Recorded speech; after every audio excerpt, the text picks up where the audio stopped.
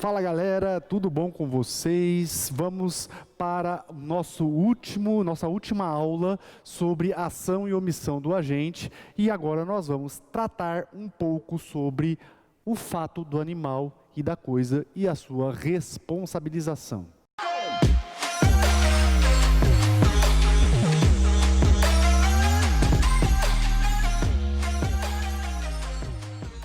Bom, galera, dando sequência aí no estudo da ação e da omissão do agente, nosso segundo pressuposto da responsabilidade civil, nós vimos lá a ação e omissão do agente em relação ao ato próprio, que é a regra, e agora nós estamos estudando as duas exceções, que é, primeiro, o ato de terceiro, que nós já vimos no vídeo anterior, e o fato da coisa e do animal, que nós vamos começar a estudar agora, né?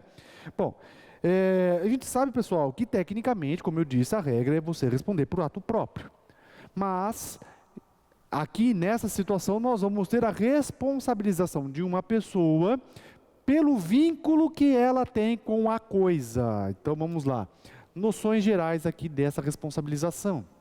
Aqui, pessoal, nós vamos responsabilizar a pessoa em razão do vínculo que ela tem com o animal ou a coisa. E a gente gosta, pessoal, de frisar bastante animal e coisa, porque nós somos adeptos da teoria de que animais não são objetos, não são coisas. Nós temos que colocar os animais como sujeitos de direitos e não simplesmente como coisas, né? Inclusive, nós defendemos essa ideia num livro organizado pela professora Tereza Vieira, que está lá no título Família Multiespécie. Se você tem interesse nesse livro, depois dá uma analisada sobre uma ideia geral desse panorama dos animais na doutrina moderna. Me chama lá no direct, no Instagram, que a gente conversa um pouquinho sobre isso daí. Mas veja, pessoal, que nós somos adeptos da ideia de que os animais são sujeitos de direito, principalmente de direitos fundamentais, né? Então, dentro dessa ideia, nós temos aí que diferenciar bem a ideia da responsabilidade civil em relação aos animais e da responsabilidade civil em relação à coisa. Mas veja, pessoal, que esse tipo de responsabilização existe porque existe um vínculo entre a pessoa e o animal, ou a pessoa e a coisa, né? Seja porque a pessoa ela é tutora desse animal, seja porque essa pessoa é proprietária da coisa, ou possuidora da coisa, ou detentora da coisa. E por isso ela tinha algum tipo de dever de guarda ou vigilância. E aí, então, pessoal, nós vamos para as hipóteses. Primeira delas, a responsabilidade por fato do animal. Então, aqui, pessoal, a gente fala da responsabilidade decorrente pelo dever de guarda que o tutor tem em relação ao animal. Vejam que a gente não adota a expressão propriedade, posse ou qualquer outra expressão, né, que coloque ali os animais como objeto, né? A gente tem agora, atualmente, esse entendimento, né, de que os animais são sujeitos de direito e não pura e simplesmente objeto. Tá? Mas na doutrina em geral, você vai encontrar a expressão, a responsabilidade decorrente da propriedade ou posse ou detenção de animais. Tá? Bom, seja como for, se você entende que o animal é coisa, então propriedade, ou se você não entende que o animal é coisa e sim sujeito, então você vai colocar lá como tutor. O fato é que essa responsabilidade gera-se pela falha no dever de guarda desse animal. E aí, pessoal, então nós vamos para o artigo 936, que inclusive a gente já trabalhou um pouquinho a ideia dele aqui. O dono ou detentor do animal ressarcirá o dano por este causado, se não provar culpa da vítima ou força maior. Então veja, pessoal, que o artigo 933 traz para nós a responsabilidade objetiva pela culpa presumida. Responsabilidade objetiva pela culpa presumida. Ou seja, você, tutor desse animal, deve exercer o dever de guarda. E, eventualmente, se esse animal provocar um dano a alguém, você, em tese, já está respondendo. Vai caber a você provar que aquela pessoa que foi lesionada, a vítima, é quem agiu com culpa exclusiva da vítima, ou que houve um fato de terceiro, ou que houve um caso fortuito ou uma força maior. Ou seja, alguma excludente de responsabilidade civil. Do contrário, se você não demonstrar, você vai responder. Né? Gosto de usar como exemplo, pessoal, eu sou tutor da minha filha chamada Macarena. Né? Macarena é um pitbull, né? Um pitbull dócil, né? Pelo menos comigo. Né? E aí o que acontece, pessoal? Vamos supor que eventualmente a Macarena fuja. Né? E ela ataque um transeunte, uma pessoa, um ciclista na rua. Se eu não demonstrar que essa pessoa é quem tacou uma pedra na Macarena, ou que chutou a Macarena e por isso ela atacou ele, se eu não conseguir demonstrar isso, pessoal, eu vou responder. Sem dúvida nenhuma. Agora vamos supor a seguinte situação: alguém está lá na grade, está vendo que a Macarena está ali, né, no portão, e começa a mexer com ela, coloca o braço dentro da grade, apoia o braço na grade. E logicamente, pessoal, se o cachorro, né, ele é um animal, ele está lá, e se ele se sentir ameaçado ou sentir que está violando o espaço dele, ele vai te atacar. Né? E eventualmente você vai lá, apoia descuidadamente o braço na grade, e a Macarena te ataque. Nessa situação, eu vou responder? Não. Por quê? Porque você está vendo que o cachorro está ali e você não agiu com cuidado. Culpa exclusiva da vítima, o tutor do animal não vai responder. Certo, pessoal? Mas veja que a gente está falando assim da hipótese de cachorro, que ataque, que é uma hipótese bem comum. Mas existem outras situações, muitas outras situações que envolvem a responsabilidade civil do animal. Por exemplo, a pessoa ela é aí...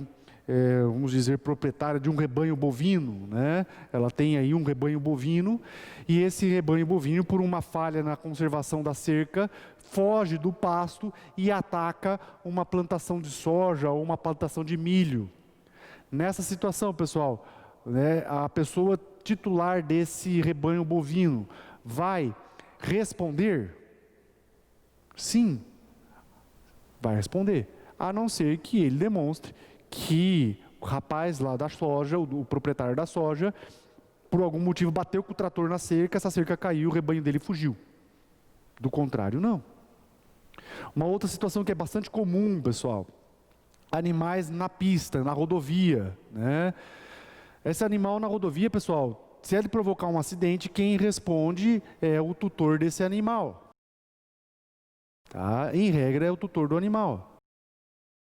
Só que aí, pessoal, em relação a animais na rodovia, temos aí aquelas situações das rodovias pedagiadas. Né? Nas rodovias pedagiadas, pessoal, além do proprietário do animal responder, do tutor do animal responder, a concessionária da rodovia pedagiada também responde. Por quê? Porque num dos objetos da concessão está exatamente o dever de guarda e vigilância da rodovia. Tá? Então, nessa situação também, a rodovia pedagiada vai responder pelo pelo fato desse animal. O problema, pessoal, é quando nós temos animais silvestres. Aí não, pessoal, aí não tem. Porque animal silvestre não tem um tutor, né? O tutor dele é a natureza, né? E aí, então, nessa situação, não há responsabilidade civil, nem mesmo do Estado. Por quê? Porque o Estado não é responsável pela guarda de animais silvestres. Tá? Em relação a rodovias pedagiadas, pessoal, se aquela rodovia tem histórico de animais silvestres que atravessam a rodovia corriqueiramente, aí, pessoal, a concessionária deve exercer um dever de cuidado e de cautela para garantir a passagem segura desses animais. A falha nesse dever pode gerar responsabilidade civil da concessionária, mas não pelo fato da concessionária ter a responsabilidade pela tutela do animal. Não. Tá? A concessionária, ela, na verdade, ela falha com o dever de vigilância a partir do momento que existe um histórico de que animais silvestres estão circulando ali e ela não toma providência para exercer a guarda. Ok? A guarda não, a vigilância para evitar acidentes. Terceiro ponto que nós temos que ver aqui, pessoal, é a questão da responsabilidade pelo fato da coisa. Ou seja, pelo fato de você ser proprietário de uma coisa e a propriedade dessa coisa causar danos a terceiros, danos a pessoas. Então vamos lá. Responsabilidade pelo fato da coisa. Responsabilidade pelo fato da coisa. Aqui, pessoal, a regra é o proprietário, possuidor. Então não é só propriedade, tá, pessoal? Proprietário, possuidor e detentor responde pelos danos causados pela coisa. Aqui, pessoal, nós temos uma série de situações e exemplos. Mas vamos primeiro para um exemplo genérico, pessoal. Você empresta o seu carro para alguém. Vamos aí, para a sua mãe. Você emprestou o seu carro para a sua mãe. A sua mãe bateu o seu carro, provocou danos para uma outra pessoa. Você responde? Sim. Pelo fato da propriedade, você responde pelos danos provocados por esse veículo. Quem mandou você emprestar? Você não emprestou? Agora você responde. Depois, né, você se vira na ação regressiva contra a sua mãe, contra o seu amigo, contra aquela pessoa que estava com o seu carro. Mas a partir do momento que alguém está na posse do seu carro, essa pessoa responde, mas você, como proprietário, também responde. Por isso que a gente sempre costuma dizer, carro e moto são coisas que você não empresta, nem para sua mãe. Porque se alguma coisa acontecer, você responde. Mas, pessoal, nós temos no código 2 artigos que tratam desse assunto, que são os artigos 937 e 938. O artigo 937, pessoal, vai tratar das obras e ruínas. E o artigo 938 vai tratar dos objetos que caem do prédio. Tá? Veja, pessoal, em relação ao artigo 937, ele vai falar o seguinte: o dono do edifício ou construção responde pelos danos que resultarem de sua ruína, se esta provier de falta de reparos, cuja necessidade fosse manifesta. Aqui, pessoal, primeira coisa que a gente destaca, danos provocados por obras. Então, se você tem lá uma obra, e essa obra provoca danos na propriedade vizinha, ou ninguém está passando na rua, o dono da obra responde. Caiu um madeirite lá de cima e acertou a propriedade vizinha, o dono da obra responde. Estava lá concretando a laje e o concreto concretou a propriedade vizinha também, porque a gente sabe que, né, essa atividade de concretagem, né, espirra, né, muito concreto para fora da onde tem que ser concretado. Então, se o dono da obra não toma um certo cuidado, vai atingir a propriedade vizinha. O dono da obra responde se atingir? Responde. Fundação, pessoal, construção de alicerces. Nós temos um sistema de fundação chamado batistaca. É um dos piores sistemas de fundação que existe, pessoal. Por quê? Porque ele provoca vibração no solo. E dependendo do nível de vibração no solo, pessoal, pode provocar danos na propriedade vizinha. Provocou, o dono da obra responde. Tá? E o segundo ponto que o artigo 937 abrange, pessoal, são as ruínas, né? Prédio que está caindo, né? Então cai alguma coisa do prédio que está lá, uma marquise que por falta de manutenção caiu. Né? Já estava apresentando sinais de deterioração, não houve manutenção e essa marquise caiu e atingiu propriedade vizinha ou atingiu terceiros que estavam passando lá embaixo. Nessa situação, pessoal, o dono do prédio vai responder? Sim, o dono do prédio responde. Se for em condomínio, o condomínio responde. Tá?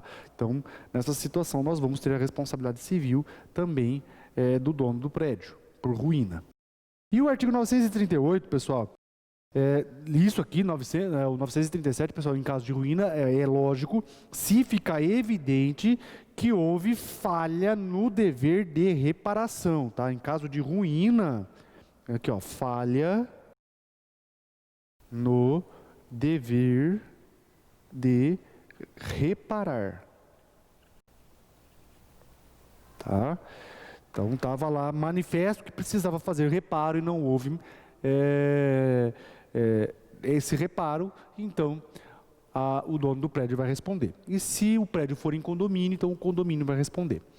Beleza. O 938, pessoal, trata já de outro assunto, que é aquele que habitar prédio ou parte dele responde pelo dano proveniente das coisas que dele caírem ou forem lançadas em lugar indevido.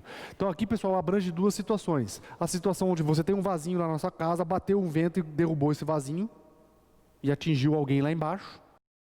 Ou você jogou alguma coisa ainda que acidentalmente pela sacada, pela janela e caiu lá embaixo e acertou alguém. Tá? Porque se não acertar ninguém, não interessa para o direito. O problema é se causou dano para alguém. Tá? Seja esse objeto sólido ou líquido. Tá? Veja, pessoal, que nessa situação é lógico. Né? Você não pode ficar jogando qualquer coisa pela janela, ainda que acidentalmente ou ainda que por um vento. Então, tudo que você coloca na beira da janela, tudo que você coloca na sacada, você tem que garantir que esse objeto não vá cair. Se você não garante, não coloque, porque se cair e provocar danos a terceiros, você vai responder, tá?